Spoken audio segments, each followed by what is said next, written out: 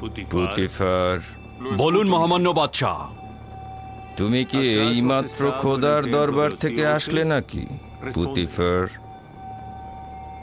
আমার খোদা বান্দেগার জনাব আমেন হতে ব্যতীত কোনো দরবারের পথ আমার জানা নেই। সম্ভবত খোদা তাআলা নিজ হাতেই বালকটিকে তৈরি করেছে। এত সুন্দর বালক কখনো দেখিনি। এই উপহার কোথায় পেলে? আমার নতুন সহচর, আমি তাকে খরিদ করেছি। সহচর? পুতিফার, তুমি কি বাচ্চাদের কাতারে নেমে এলে নাকি বয়স্কদের কাতারে ফিরে এসো?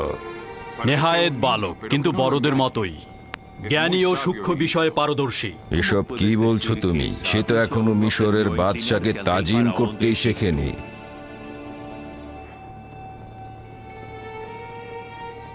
এখনো তালিম নেওয়ার ফুরসাত পায়নি আমার মর্যাদাবান শাসক, তাকে ক্ষমা করবেন। প্রিয় পুত্র, তোমার নাম কি? ইউসুফ আলী জনাব। তবে জনাব পুতিফার আমাকে মিশরীয় নাম ইউজারসিফ বলে ডাকে। ইউসুফ নামটি এব্রানি জনাবে মালিক, যার অর্থ মনোবেদনা জাগ্রত করা, মূল উৎস, অপেক্ষা ও অনুতাপ। এই সৌম্য চেহারার অধিকারীকে ইউজারসিফ বলে ডাকা যথোপযুক্ত নয়।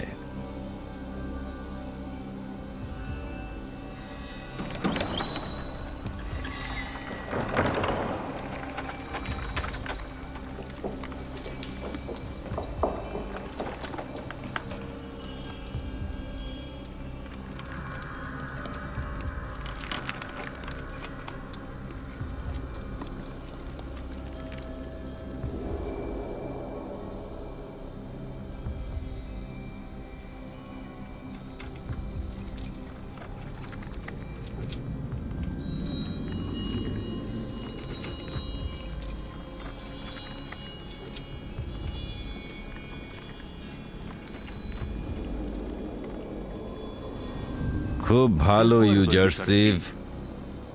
পুতিফার দাবি করছে যে তুমি সূক্ষ্ম বিষয়ে পারদর্শী। মিশরের আড়ম্বর ও মহত্বকে কিভাবে মূল্যায়ন করছো? যদিও বড়দের সম্মুখে কোনো কিছুর তারিফ আদবের বরখেলাপ, তবে যেহেতু মহামান্য বাদশার আদেশ রয়েছে তাই বলছি। মিশর অনেক বিশাল ও জাঁকজমকপূর্ণ। আমার বিশাল আকারের পর্বত ও মরুভূমির কথা মনে পড়ে, কিন্তু কিন্তু একটা ছোট্ট সবুজ শ্যামল প্রান্তর বিশাল মরুভূমির চাইতে অনেক ভালো, কারণ সেখানে ভেড়াগুলোর ভোজনের জন্য তৃণ পর্যন্ত নেই।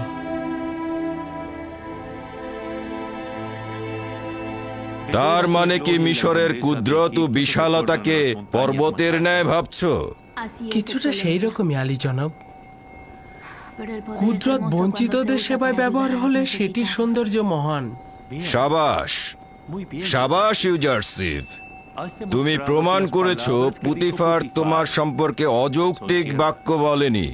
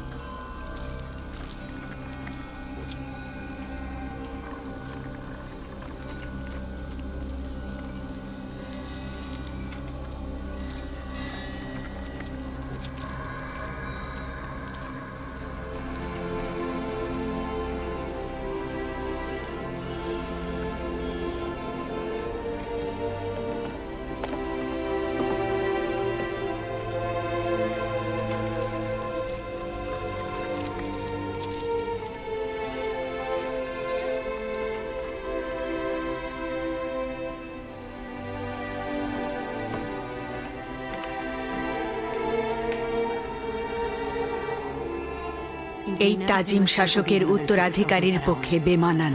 তোমার ধমনীতে প্রভুর রক্ত, তোমার উচিত হয়নি ওকে তাজিম করা।